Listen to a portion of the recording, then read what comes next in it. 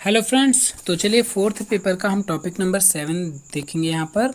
और इससे के पहले के जो टॉपिक हैं अभी तक आपने नहीं देखे हैं तो जाकर प्लेलिस्ट में देख सकते हैं। प्लेलिस्ट की लिंक आपको डिस्क्रिप्शन बॉक्स में मिल जाएगी और इसके अलावा डिस्क्रिप्टिव क्लासेस भी पढ़ी हैं, उन्हें भी आप देख सकते हैं।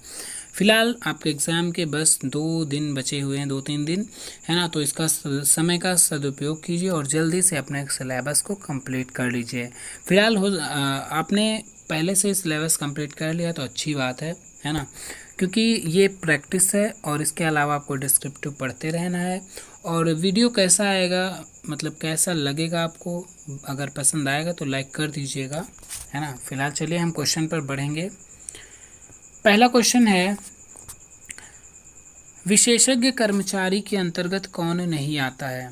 तो कुछ देखिए, विशेषज्ञ कर्मचारी होते हैं और कुछ सामान्य।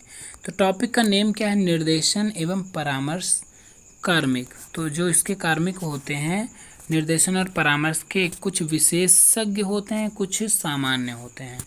तो यहाँ पर जो पहला क्वेश्चन पूछा गया है, विशेषज्ञ कर्मचारी के अंतर्गत कौन नहीं आता है।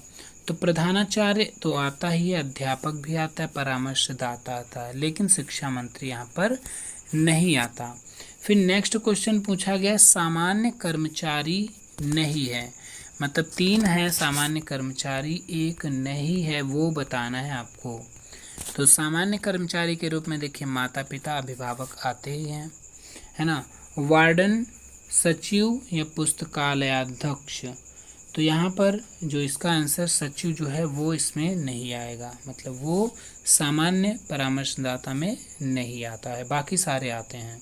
नंबर 3 क्वेश्चन है, निम्नलिखित में से कौन निर्देशन कार्यक्रम का नेतृत्व प्रदान करता है। तो निर्देशन कार्यक्रम का जो नेतृत्व है वो कौन प्रदान करता है। तो प्रधानाध्यापक जो है प्रदान करता है।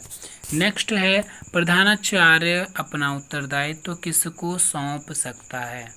तो किसको सौंप सकता है, शारीरिक शिक्षक को, अध्यापक को, या परामर्शदाता तकनीकी सहायता को।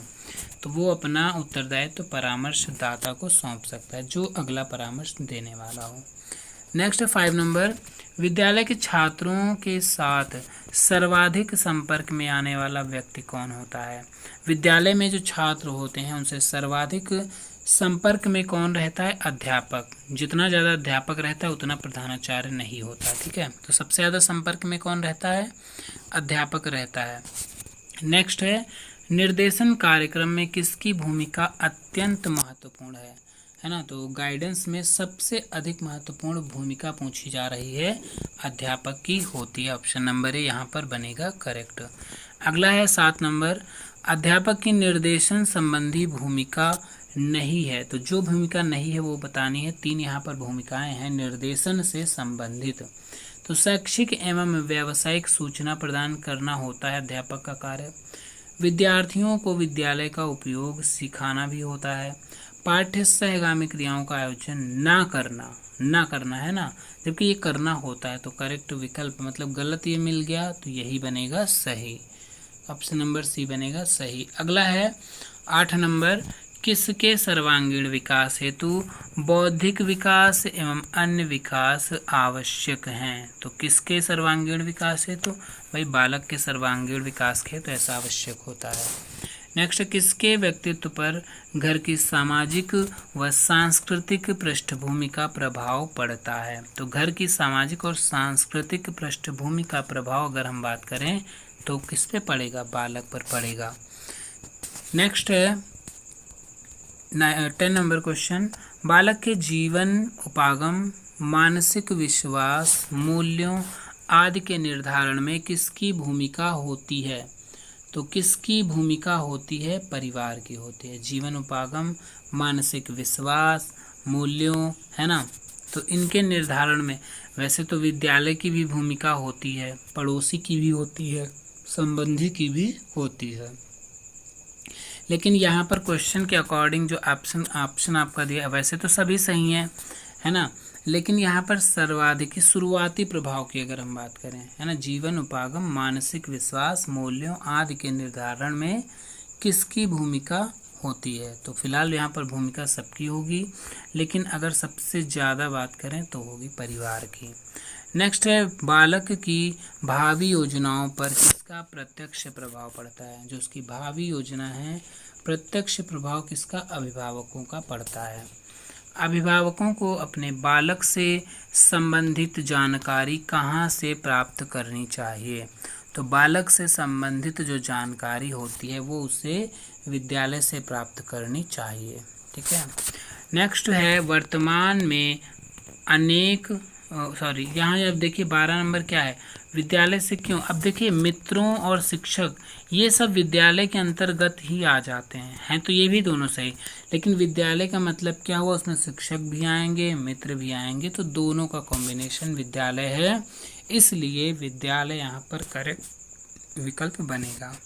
अगला क्वेश्चन है, वर्तमान में अनेक विद्यार्थी कहाँ रहते हैं।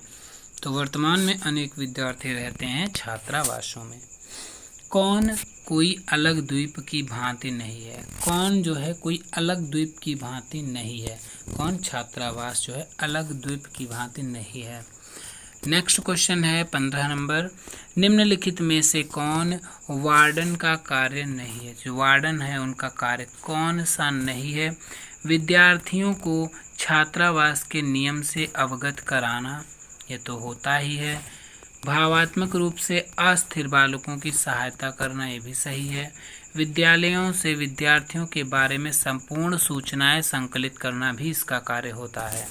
और विद्यालयों के पारस्परिक सौहार्दपूर्ण संबंध ना बनाए रखना, तो ये गलत हो जाएगा, ना बनाए रखने की बात आ गई।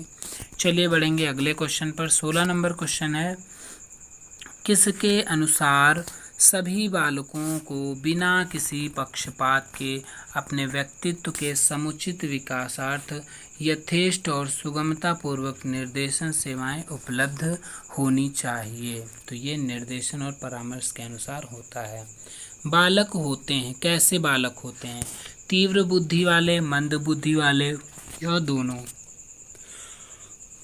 इनमें से कोई नहीं। तो ये भाई तीव्र और मंद दोनों बुद्धि के बालक होते हैं। अगला क्वेश्चन है, सामान्य तथा औसत से परे भिन्न पृथक बालक क्या कहलाते हैं। तो ये पृथक बालक क्या कहलाते हैं, जो सामान्य और औसत से परे हों, अलग हों, है ना, उन्हें हम विशिष्ट बालक कहते हैं। अब विशिष्ट बालक में कई टाइप के बालक होते हैं, मंद बुद्धि बालक भी होते हैं, और जो प्रतिभाशाली होते हैं उनको भी विशिष्ट में कहीं ना कहीं रखा जाता है ना।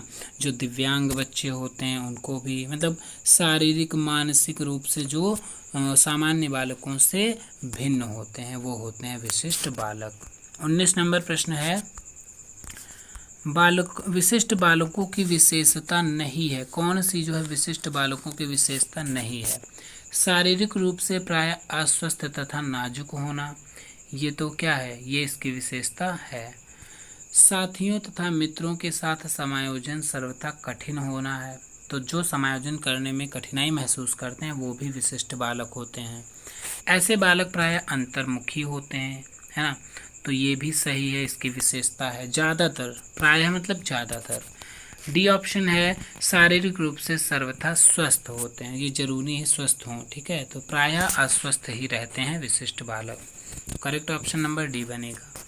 20 है, किसके अनुसार वह बालक पिछड़ा बालक है जिसकी निष्पत्ति लब्धि 85 से कम है। निष्पत्ति लब्धि मतलब बुद्धि लब्धि, आप जानते होंगे।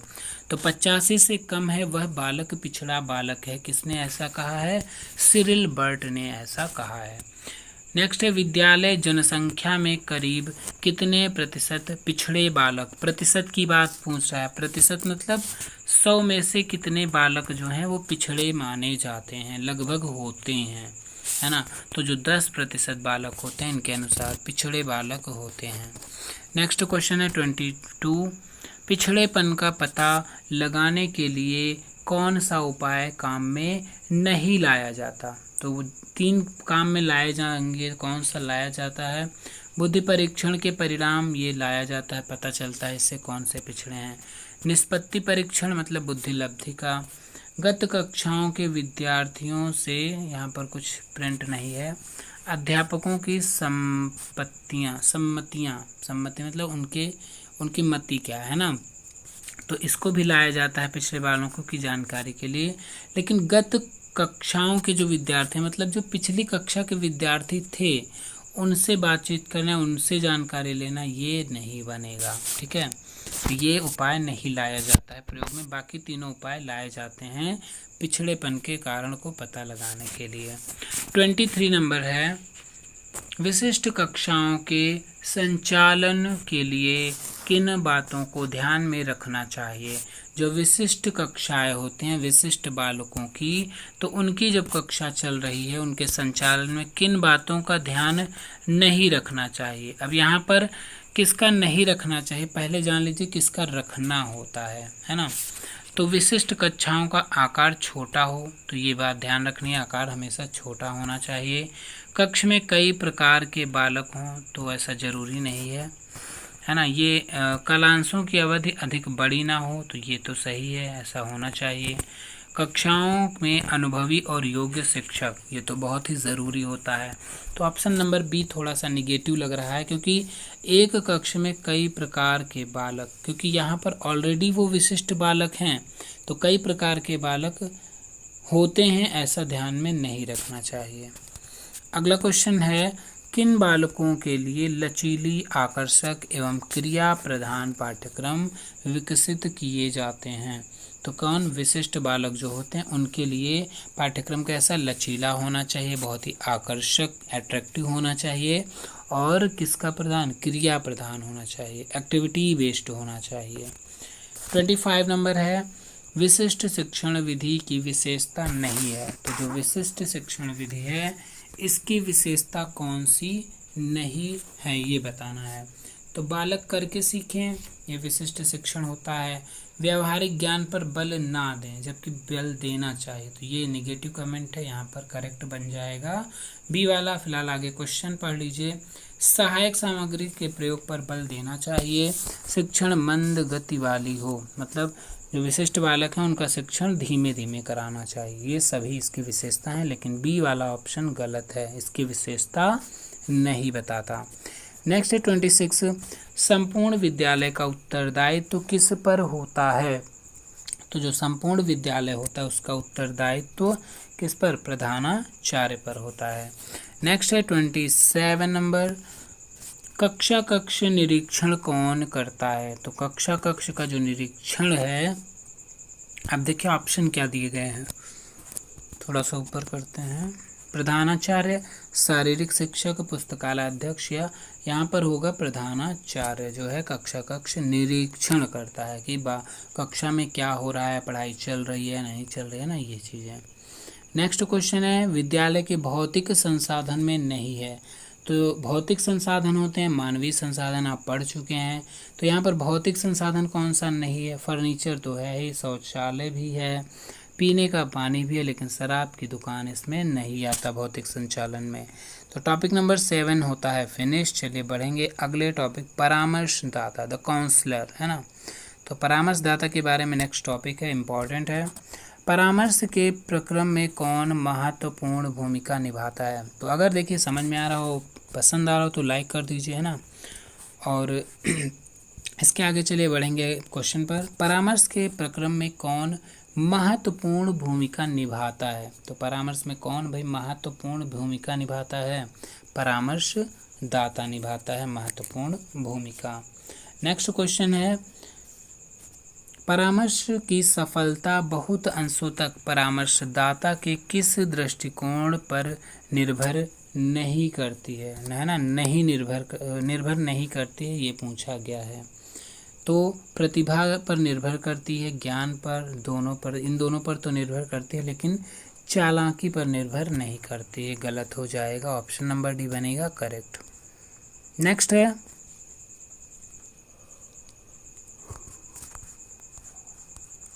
परामर्शदाता की योग्यताओं को कितने भागों में विभक्त कर सकते हैं। जो परामर्शदाता होते हैं, परामर्श देने वाले लोग, उनकी योग्यताओं को हम कितने 3 भागों में विभक्त कर सकते हैं। नेक्स्ट क्वेश्चन है 4 नंबर, किनमें से कौन परामर्शदाता की योग्यता का भाग नहीं है? तो 3 हैं, वो कौन से हैं? व्यक्तिगत योग्यता होता है, अनुभव होता है, प्रशिक्षण। लेकिन परिवार जो है वो परामर्शदाता की योग्यता का भाग नहीं होता। तो सी बनेगा करेक्ट। नेक्स्ट 5 नंबर, किसको शिक्षा का अच्छा अनुभव होना चाहिए? तो किसको जो है शिक्षा का अच्छा अनुभव होना चाहिए? परामर्शदाता को। ठीक है। फिर है परामर्शदाता का प्रशिक्षण किसके अनुसार होना चाहिए? तो परामर्शदाता जो होते हैं उनका प्रशिक्षण कार्य के अनुसार होना चाहिए। कौन सा कार्य है उसके अनुसार।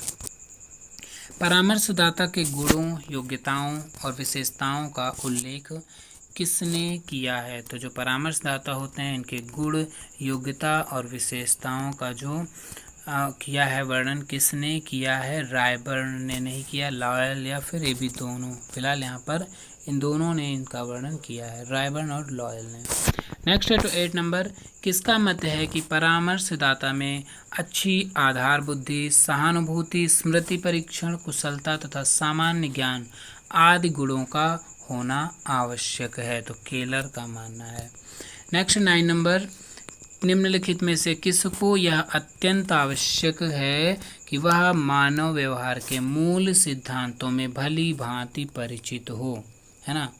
तो किसको जो है अति आवश्यक ये होता है? ये परामर्शदाता को आवश्यक तो होता है कि जो मानव व्यवहार के मूल सिद्धांत हैं उनसे परिचित होना जरूरी होता है। 10 नंबर क्वेश्चन है, परामर्शदाता के पास मनोविज्ञान एवं शैक्षिक मनोविज्ञान में कौन सी उपाधि होनी चाहिए?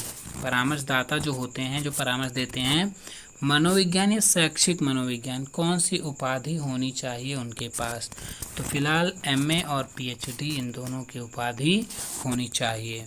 नेक्स्ट है, किसका मत है कि परामर्शदाता को आसपास के भौतिक, व्यावसायिक एवं सांस्कृतिक संसार का प्रचुर ज्ञान होना चाहिए? तो केलर के अनुसार ऐसा कहा गया है। नेक्स्ट है 12 नंबर, किसने जो है सहयोग, विशिष्टता एवं दूरदर्शिता नामक 3 विशिष्ट व्यक्तिगत गुणों का उल्लेख किया हुआ है? तो किसने? वॉल्टर वी जोन्स ने किया है। नेक्स्ट है, किसने लिखा है कि जिन परामर्शदाताओं को स्वयं कार्यों का अनुभव होता है उन्हें छात्रों के प्रति अधिक सहानुभूति होती है और उनके समस्याओं का अधिक ज्ञान भी होता है। तो किसका कथन है? ये हार्डी जी का कथन है। अगला है, एक परामर्शदाता में नहीं होना चाहिए। तो भाई लचीलापन तो होना ही चाहिए, स्वीकृति भी होनी चाहिए, लेकिन दुर्गुण मतलब जो खराब गुण हो वो नहीं होने चाहिए, ये भी होना चाहिए। तो ऑप्शन बनेगा हमारा सी वाला करेक्ट। नेक्स्ट क्वेश्चन है 15 नंबर, परामर्श प्रक्रिया को प्रभावित करते हैं। तो परामर्श की प्रक्रिया को कौन प्रभावित करते हैं? परामर्शदाता के कार्य, परामर्शदाता का व्यक्तित्व, परामर्शदाता की चालाकी। ये तो चालाकी नहीं होगा, ये दोनों सही बनेंगे। तो ऑप्शन नंबर सी बनेगा हमारा करेक्ट। नेक्स्ट है 16 नंबर, किस शताब्दी में परामर्शदाता शब्द का प्रयोग प्रारंभ हुआ था? तो किस शताब्दी में हुआ था? यह हुआ था 19वीं शताब्दी में। कब तक निर्देशन विशेषज्ञों तथा परामर्शदाताओं का कार्य एक ही जैसा समझा जाता था? पहले क्या होता था, जो निर्देशन विशेषज्ञ होते थे और परामर्शदाता, उनका एक ही जैसा कार्य समझा जाता था। तो ये कब तक समझा जाता था? 1950 तक। इसके बाद दोनों का कार्य अलग अलग समझा जाने लगा। इस संबंध में किस प्रकार की वास्तविक सर्वसम्मति नहीं है कि परामर्शदाता क्या करता है? यह कथन जो है किसका या किसका मत है? ब्लूम और वेलेंस्की का मत है। 19 नंबर है, निम्नलिखित में से कौन परामर्शदाता का कार्य नहीं है? तो कौन सा नहीं है? अनुगम कार्य करना, साक्षात्कारकों की व्यवस्था करना, ये भी होता है। और नेक्स्ट है उचित अनुमोदन एवं प्रक्रिया ना करना, जबकि ये भी करना होता है। सामाजिक संबंध स्थापित करना। तो कौन सा गलत है? सी वाला।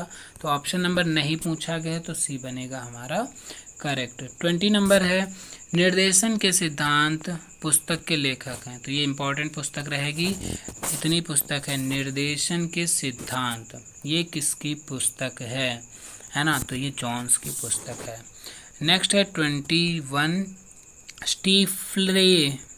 स्टीफलेर एवं स्टीवर्ट के अनुसार परामर्शदाता की अभिवृत्ति व प्रवीणता के लिए उनमें जो है कौन क्या करता है, आगे क्वेश्चन देखेंगे। कौन सी विशेषता का पता जाना आवश्यक नहीं है, पाया जाना आवश्यक नहीं है ना। तो बौद्धिक योग्यता, बोध और संवेदनशीलता ये तो पाई जानी आवश्यक होते हैं, लेकिन दुश्मनी नहीं होती, तो करेक्ट विकल्प बनेगा दुश्मनी। नेक्स्ट है किसमें भय, आशा, संदेह, चिंता सभी कुछ व्याप्त रहता है, तो किसमें रहता है, छात्र या शिक्षार्थी में, अध्यापक, परामर्श प्रार्थी या लेखक। तो छात्र या शिक्षार्थी जिसे कहते हैं उसमें यह सब चीज़ें पाई जाती हैं। 23 है किसको नैतिक गुण वाला होना आवश्यक है, तो नैतिक गुण किस में होने चाहिए, अध्यापक में या परामर्शदाता में या दोनों में या कोई नहीं। तो अध्यापक और परामर्शदाता में नैतिक गुणों का भंडार होना चाहिए, ऐसा कहा जाता है या माना जाता है। तो 24 नंबर क्वेश्चन देखेंगे। व्यावसायिक परामर्शदाता प्रार्थियों के लिए उपयुक्त परीक्षणों का चुनाव करता है। जो व्यावसायिक परामर्शदाता होता है प्रार्थियों के लिए उपयुक्त परीक्षण का चुनाव करता है, यह किसका मत है, तो यह मत है शॉर्टले का। चलिए आगे बढ़ेंगे। नेक्स्ट क्वेश्चन है 25 नंबर। विवेक, उत्साह, सहिष्णुता, सहानुभूति और कर्तव्यनिष्ठता किसके विशिष्ट व्यक्तिक गुण हैं, तो किसके विशिष्ट व्यक्तिक गुण हैं, ये परामर्शदाता के व्यक्तिक गुण हैं। फिलहाल यहाँ पर देखिए ऑप्शन के अकॉर्डिंग हम यहाँ पर चैप्टर के अकॉर्डिंग परामर्शदाता किया गया है, लेकिन विवेक, उत्साह, संतुलन, सहिष्णुता, सहानुभूति, कर्तव्यनिष्ठा इनमें अगर हम देखें तो प्रधानाचार्य में भी होना चाहिए, अध्यापक में भी ये सब होने चाहिए। ठीक है, तो फिलहाल ऐसा क्वेश्चन अगर बनता है तो ऑप्शन में एक ही मिलेगा तीनों में से, ठीक, और या नहीं पूछा जाता तो निरीक्षक हो सकता था, लेकिन निरीक्षक में कहीं ना कहीं ये सब चीज़ें होनी चाहिए। ठीक है, तो चैप्टर के अकॉर्डिंग क्वेश्चन बना दिया गया है, परामर्शदाता है, लेकिन इसके सारे ऑप्शन लगभग सही ही माने जाते हैं। 26 नंबर क्वेश्चन है परामर्शदाता को कैसा होना चाहिए, रूढ़िवादी, अधिक दृढ़ या दोनों या इनमें से कोई नहीं। तो परामर्शदाता को रूढ़िवादी फिलहाल नहीं होना चाहिए, यहाँ पर अधिक दृढ़ होना चाहिए। ठीक है, रूढ़िवादी मतलब जो प्राचीन काल की जो परंपराएं हैं उनको मानना है ना, रूढ़िवादिता। तो फिलहाल यहाँ पर ऑप्शन में आपका सी दिया गया था लेकिन आंसर शीट में, लेकिन यहाँ पर केवल बी ही होना चाहिए। 27 है कौन साक्षात्कारों, परीक्षा परिणामों तथा विषय सम्मेलन के आधार पर परामर्श प्रदान करता है, तो कौन करता है, इनके अनुसार परामर्शदाता प्रदान करता है। ठीक है, तो यहाँ पर टॉपिक हमारा 8 नंबर टॉपिक भी फिनिश होता है। तो चलिए अगले टॉपिक को हम नेक्स्ट वीडियो में डिस्कस करेंगे, इसको यहीं तक समाप्त करते हैं। पसंद आया तो लाइक कर दीजिए, चैनल पर नए हैं तो सब्सक्राइब कर लीजिए, बेल आइकन को प्रेस कर लीजिए। कोई भी डाउट है तो कमेंट बॉक्स में लिख सकते हैं, और फिलहाल पेपर में आपको क्या सावधानियां बरतनी है वो हम डिस्कस करने वाले हैं एक वीडियो में। तो जल्दी से कमेंट बॉक्स में लिख दीजिए कि आपको कितनी जल्दी वो वीडियो चाहिए। धन्यवाद।